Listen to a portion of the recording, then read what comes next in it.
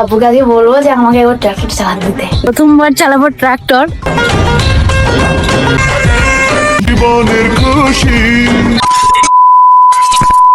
আজ 2 দিন হলো আব্বু যাচ্ছে মাঠে চাষ দিতে, তাই আজ ভাবলাম আমি না হয় আব্বুর খাবারটা নিয়ে যাই। ঠিক তার জন্য এই যে এখন গামছা দিয়ে আমি ভালোভাবে বেঁধে নিলাম। মা আজ টিফিনে আব্বুর জন্য বানিয়েছে কলাই ভুনা। মা আব্বুর জন্য করেছে এই যে কলাই ভুনা, যে মুড়ি, কাঁচা লঙ্কা আর পেঁয়াজ।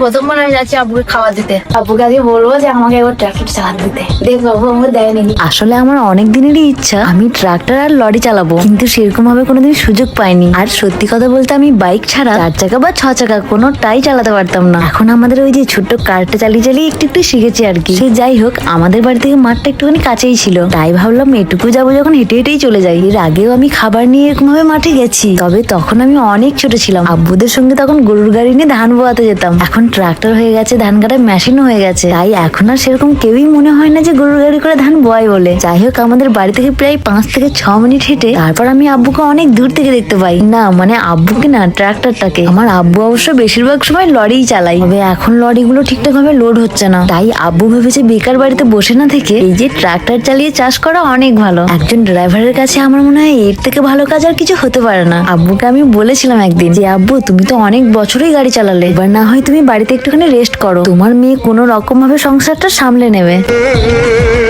আসলে কি বলতো, ড্রাইভার হওয়া খারাপ না, এখন আমি নিজেই তো একজন ড্রাইভার। কিন্তু বললে বিশ্বাস করবে না, আমার আব্বু যখন গাড়িতে যাই, আমার মা আমি ঠিক করে রাতে ঘুমাতে পারি না। সবসময় শুধু এটা মনে হয় এই বুঝি আমি আমার আব্বুকে হারিয়ে ফেললাম। ড্রাইভারদের জীবনের কোনো ভরসাই নেই। আমি আল্লাহর কাছে সবসময় ভিক্ষা চাই, আল্লাহ তুমি আমার আব্বুকে সবসময় ভালো রেখো। যে মানুষটা আমাদেরকে ভালো রাখার জন্য দিন রাত এক করে দেয়, অন্তত সেই মানুষটাকে আমাদের কাছ থেকে কেড়ে নিও না। খুব ভালোবাসি আব্বু আমি তোমায়। হয়তো তোমার মেয়ে তোমার সামনে গিয়ে কোনোদিন বলতেই পারবে না যে তোমার মেয়ে তোমাকে ঠিক কতটা ভালোবাসে, তবে এটুকু মনে রেখো, তোমাকে ছাড়া আমরা কেউ ভালো থাকবো না। আমার জীবনের হিরো তো শুধু তুমি বাবা। হ্যাঁ জানি আমাদের মাথায় এখন অনেক চাপ আছে, অনেক লোন আছে, কিন্তু দেখবে একদিন আমরা বাবা আর মেয়ে মিলে সব লোন শোধ করে দেবো।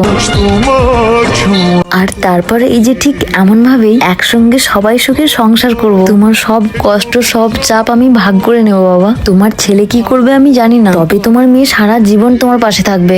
আব্বু খাচ্ছে, যাতে করে টাইমটা না নষ্ট হয় তার জন্য আমি চালাবো প্রথমবার। ভাবলাম যে আব্বু যখন এখন খাচ্ছে, তখন না হয় একবার ট্রাক্টরটা চালিয়েই দেখি। আর তোমরাও যেহেতু আমায় কমেন্টে বলেছিলে সানিয়াদি তুমিও একবার ট্রাক্টরটা চালিয়ে দেখাও, চলো চেষ্টা করি। প্রথমবার চালাবো ট্রাক্টর, দেখি পারি কি পারি না, অনেক আমার ভয় লাগছে। এই যে ভাইও আছে। চেষ্টা করলে কোনো জিনিস পারবো না সেটা কি হয়? হয় না তো। আমি বিশ্বাস করি চেষ্টা করলে সব হয়। হ্যাঁ তবে অবশ্য প্রথম একটুখানি ভয় লাগে, যেমন এই যে আমার সেই মুহূর্তে একটুখানি ভয় লাগছিল, তবে মনে অনেকটা সাহস নিয়ে মনে মনে ভাবছিলাম চলো ডারকে আগে জিত। হ্যাঁ এই বলে প্যান্টটাকে গুটিয়ে নিয়ে তারপর আব্বু কাঁধ থেকে গামছাটা নিয়ে আমার মাথায় ভালোভাবে বেঁধে দিল, আর বলল আমার মেয়ে চাইলে সব পারবে। এই বলে আমার মনের জোরটা আরো বেশি বাড়িয়ে দিল।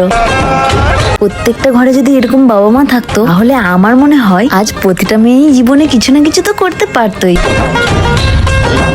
অবশ্য এখন বেশিরভাগ মেয়েই আমার মতো নিজের পায়ে দাঁড়িয়ে বাবা মার পাশে থাকতে চায়। আর ওই যে বললাম, মেয়েরা এখন কোনো দিক দিয়েই পিছিয়ে নেই, যে রাধে সে চুলো বাঁধে। এই যে যেমন আমি রাঁধতেও পারি, চুলো বাঁধতে পারি, আবার ট্রাক্টরও চালাতে পারি। তবে আমি মেয়ে হয়েও এই যে গাড়ি চালাই বলে আমাকে অনেক খারাপ কথা শুনতে হয়, কিন্তু তারপরেও আমি খুশি থাকার চেষ্টা করি।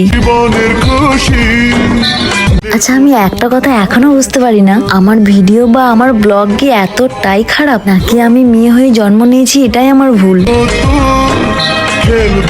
আমি কি করব বলো? আমি মেয়ে হয়েও আমার মেকআপের থেকে গাড়ির প্রতি বেশি নেশা, যেটা কিছু কিছু মানুষ একদমই মেনে নিতে পারে না।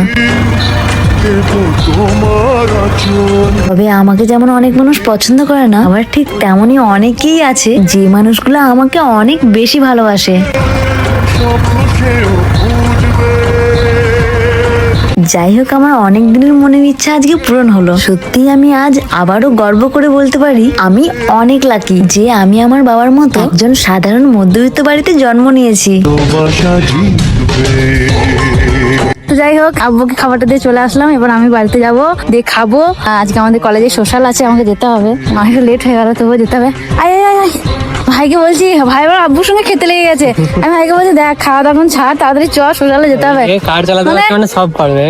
ইনপুল ছেড়ে দিলাম, চালিয়ে যাচ্ছে একদম। মানে ভাবতে পারিনি যে আমি ট্রাক্টর চালাতে পারবো। আমাকে এত গাড়ি চালাতে তো আমাকে দারুণ লাগে, গাড়ির নাম করলে আমি তো আছি। এই যে মজা পেয়েছি আমি আব্বুকে বলবো তুমি যতবার চাল দিতে হবে আমাকে খালি ডাকবে খাবার দিতে, আমি প্রতিদিন আসবো খাবার দিতে, প্রতিদিন আমাকে চালাতে দেবে। তো ব্যাপারটা দারুণ লাগছে। তো যাই হোক আজকে আমার ছাড়, আজকে আমি যাবো ড্যান্স করতে। ভাই চলো টাটা, ব্লগটা এখানেই শেষ করলাম। এখন নাও শেষ করতে পারি, দেখা যায় আপাতত টাটা।